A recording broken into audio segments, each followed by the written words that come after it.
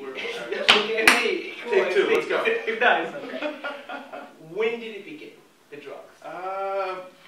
Like sophomore year of high school, 2002. And exactly what was it? I was doing a lot of cocaine. Experimenting with pharmaceuticals, painkillers, and antidepressants and stuff like that. The first time you tried cocaine, take me back to that episode. I was at a party in high school at one of the older kids' house from the football team, and I don't know, I walked in expecting to see a couple of blunts rolled up, and there was a few lines tapped out. So you tried weed before? Oh yeah. Okay. Oh yeah. All right. That's the gateway. Okay. Okay. So when did you? How many years have you been smoking weed? Like 10 years. 10 years. So you were how old the first time you tried weed? 16, 15. 15, 16 years old. Okay. And you tried cocaine when? When I was 17. 17.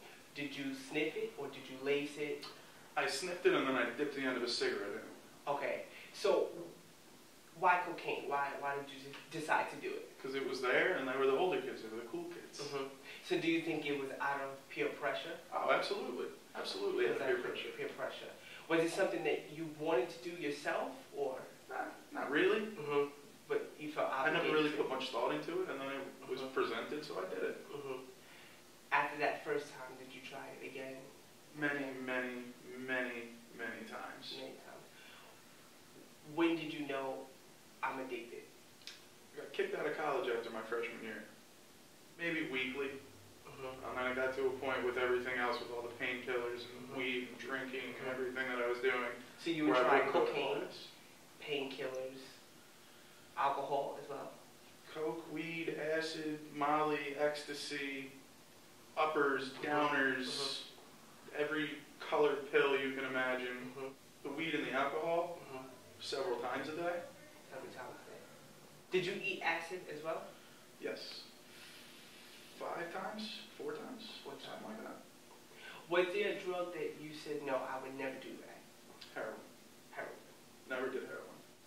Well, in school you're always taught that it's always so bad. This is terrible. You could die the first time you do it, and then you do it, and you don't. You just have a great time. And if they weren't 100% honest about that, they probably weren't with anything else. So you got kicked out of school because of... I got kicked out of school for academic disqualification because I wasn't going to class because I was partying. It was maybe insecurity that may have led you to doing those things? I think it could have been insecurity. Like I said, I never really put much thought into why it happened. It just did. I don't Are you insecure as a man?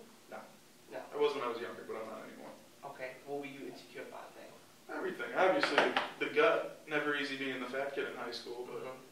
Was weight something you always struggled with? No. High school, and then I got over it.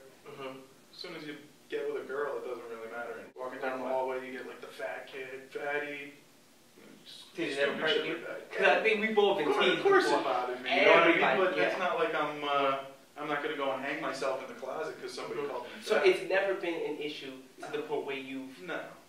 It's never affected me past like, well, that's fucked up. That was rude. It's never gotten me into a little tiff with anybody. But once you realize you're the bigger kid, once you realize how to throw around that weight. So do you accept who you are now? Of course. You accept it. So Absolutely. do you ever feel ashamed of your size, or no. Did you ever fear that you would die? One time. But it was very, very much an isolated incident. I ate some bad acid, and I freaked out for like 10 hours. Really? But after that, it was all smooth sailing. When you say you freaked out, how? Like, every time I closed my eyes, I would see lights going past. I would open my eyes and look around. There's no lights on. Were you ever strung out? I don't know if it's fair to say I was strung out. I was definitely a little bit of a dope fiend, but I wasn't strung out. How much did your habit cost you? Thousands. Thousands of dollars. So would it be just mainly coke, or would it be anything you can get your hands on? It was whatever was around that day. I was in a fraternity, Do you say you so have there was a lot of... would you say you have an addictive personality? I'd say that's fair to say, yeah. How did you afford that habit? You said thousands of dollars, correct? I worked my ass off. I've had a job every single day since I was 13. I've never been on would you classify yourself as a then a functioning drug addict?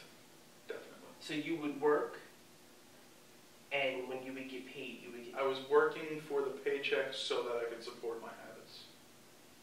When is the last time you did anything? Last time you picked up Easter Sunday. What did you do? Smoked blunts with my family. Standing there on the back porch, puffing a little bit. It was nice. Me and my brothers, my cousins. Okay.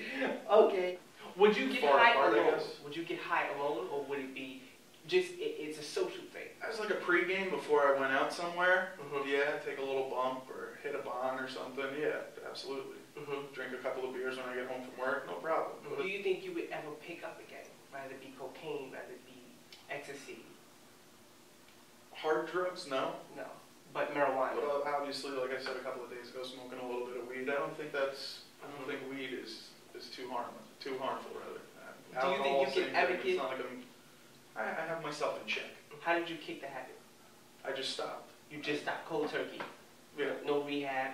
No rehab, no nothing. I went clean, passed drug tests, and I joined the fire department. What moment was it that you wanted to join the fire department? No, it was going back to school, and like I looked and I would say, you know, like when was it not enough to smoke a blunt, drink a few beers, maybe blast a line of coke down? Everybody's getting fucked up in the middle of the week.